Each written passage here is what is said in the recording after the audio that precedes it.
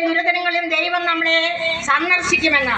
വെറുതെ വന്ന് സന്ദർശിച്ചിട്ട് സന്തോഷമാണോ സുഖമാണോ എന്നൊക്കെ കണ്ട് സന്തോഷിച്ചങ്ങ് പോവുകയല്ല. നമ്മുടെ കഷ്ടതകളിലും രോഗങ്ങളിലും വെറുതെ ഒന്ന് സന്ദർശകനായി കടന്നു വരുന്നവൻ മാത്രമല്ല, സുഖവിവരങ്ങളൊക്കെ ഇറക്കി ആ കൊള്ളാൻ കുഴപ്പമില്ലല്ലോ എന്നൊക്കെ പറഞ്ഞങ്ങ് പോകുന്നവനല്ല പ്രിയപ്പെട്ടവരെ. നമ്മുടെ കർത്താവ് അവൻ നമ്മുടെ ശിരസിൽ തങ്കക്കിരീടം ചാർത്തും. മരണാസന്നമായ അവസ്ഥയിൽ നിന്ന് നമുക്ക് ദീർഘമായ അനന്തവുമായ നാളുകൾ പ്രദാനം ചെയ്യും. രോഗത്തിൽ നിന്ന് സൗഖ്യം നൽകും.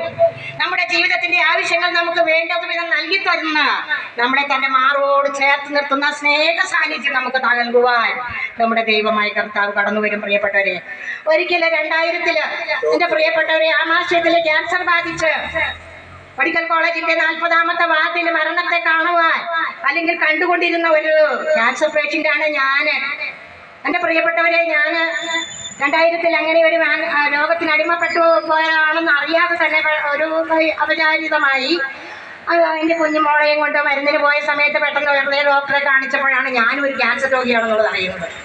അങ്ങനെ എന്നാൽ ഓർക്കണം, ആ സമയങ്ങളിലൊക്കെ വളരെയധികം തകർന്നു മാനസികമായ വിഷമത്തിലും വേദനയിലും ഒക്കെ ആയിരുന്നു.